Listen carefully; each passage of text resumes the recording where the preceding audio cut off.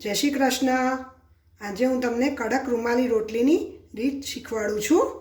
જેના માટે જોઈશે 1 કપ મેંદો, 1 કપ ઘઉંનો લોટ, મીઠું અને મેં અડધું દૂધ અને અડધું પાણી લીધું છે અને તેલ। તો ચલો આપણે કડક રૂમાલી રોટલી બનાવવાનું શરૂ કરીશું। સૌપ્રથમ આપણે કડક રૂમાલી રોટલીનો લોટ બાંધીશું। જેના માટે 1 કપ ઘઉંનો લોટ અને 1 કપ મેંદો મેં ચાળીને લીધેલા છે। એમાં થોડુંક આપણે મીઠું ઉમેરીશું અને વચ્ચે ખાડો કરી અને આપણે એમાં થોડુંક તેલ નાખીશું। લગભગ 1 ચમચી જેટલું મેં તેલ લીધું છે અને બરાબર મિક્સ કરી અને આપણે દૂધ અને પાણી લઈ અને આપણે એને લોટ બાંધવાનું શરૂ કરીશું। હવે થોડુંક દૂધ અને પાણી જે મિશ્રણ કરેલું છે એ નાખી અને આપણે લોટ બાંધીશું। આ લોટ રોટલી અને પરોઠાનો આપણે બનાવીએ એવો બનાવવાનો હોય છે।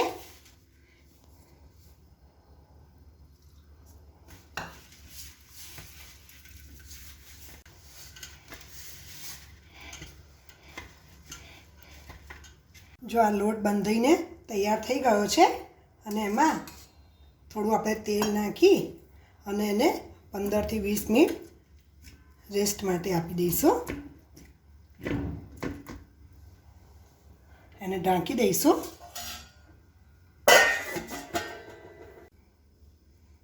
જો હવે આ 15-20 મિનિટ થઈ ગયો છે અને લોટને પણ રેસ્ટ મળી ગયો છે તો એને બરાબર હાથથી મસળી અને એકદમ સ્મૂથ બનાવી દેવો।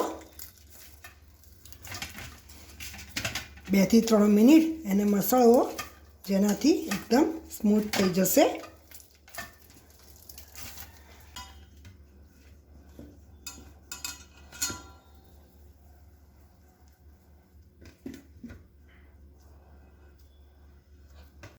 જો લુવા તૈયાર થઈ ગયા છે એમાંથી હવે એક લુવો લઈ અને એને બરાબર દબાવી અને બાકીના ઢાંકીને સાઈડમાં મૂકી દેવા।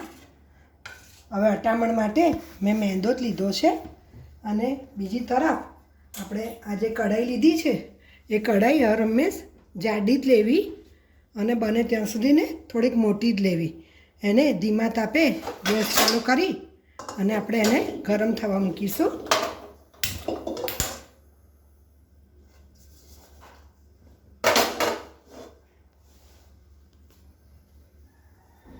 અને એક બાજુ આપણે રૂમાલી રોટલી વણવાનું શરૂ કરીશું।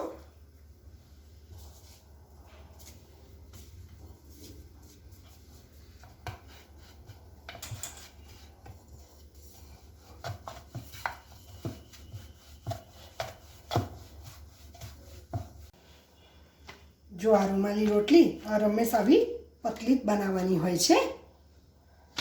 હવે આ તાવડી ગરમ થઈ ગઈ છે તો એને ઘીથી તમે બ્રશિંગ કરી શકો, તેલથી પણ કરી શકો અને બટરથી પણ કરી શકો। હું અત્યારના ઘીથી એને બ્રશિંગ કરું છું।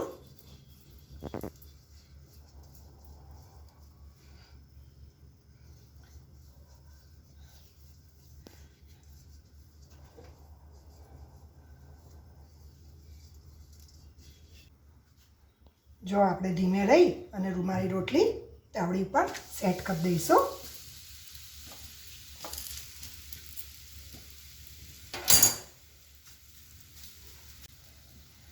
અને એને ધીમા તાપે આપણે શેકીશું।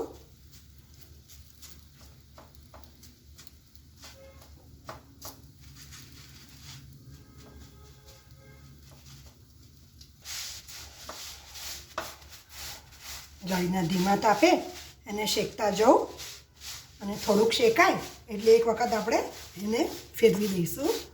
પછી વારંવાર ફેરવવાની જરૂરત નથી। હવે એક વખત ઉથલાઈ અને એને ચારે કોરથી આપણે શેકીશું।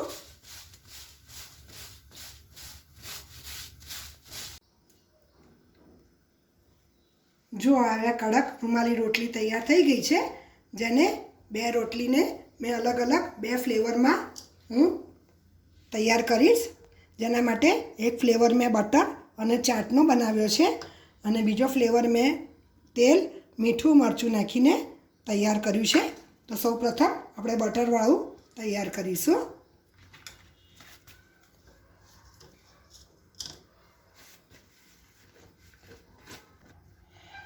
હવે આ ચાટ મસાલા સાથેનું જે બટર તૈયાર કર્યું હતું એ આપણે ચોપડીને તૈયાર કરી દીધું છે. હવે બીજી રૂમાલી રોટલીમાં આપણે તેલ, મીઠું, મરચું નાખીને એ આપણે તૈયાર કરીશું.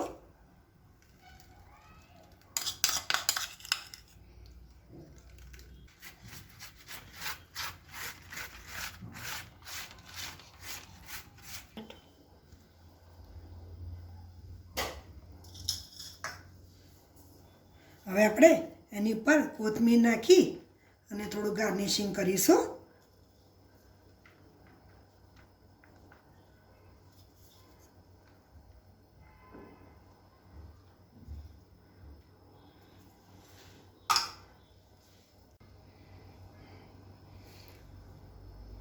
જો હવે આ કડક રૂમાલી રોટલી ખાવા માટે તૈયાર થઈ ગઈ છે, પણ આપણને એકલી ના પણ ભાવે તો મેં એના માટે એક કચુંબર તૈયાર કર્યું છે, જેમાં મેં કાકડી, ટામેટાં, ગાજર અને ડુંગળી લીધી છે. એમાં થોડોક ચાટ મસાલો નાખ્યો છે અને થોડું લીંબુ નીચવી દેવું, જેનાથી તમે અંદર પણ કચુંબર નાખીને ખાઈ શકશો અને કચુંબર એકલું અને રૂમાલી રોટલી પણ તમે ખાઈ શકશો. જો તમને આ વિડીયો મારો ગમ્યો હોય તો ચોક્કસ એને લાઈક કરજો, શેર કરજો અને મારી ચેનલને સબસ્ક્રાઈબ કરવાનું બિલકુલ ભૂલશો નહીં.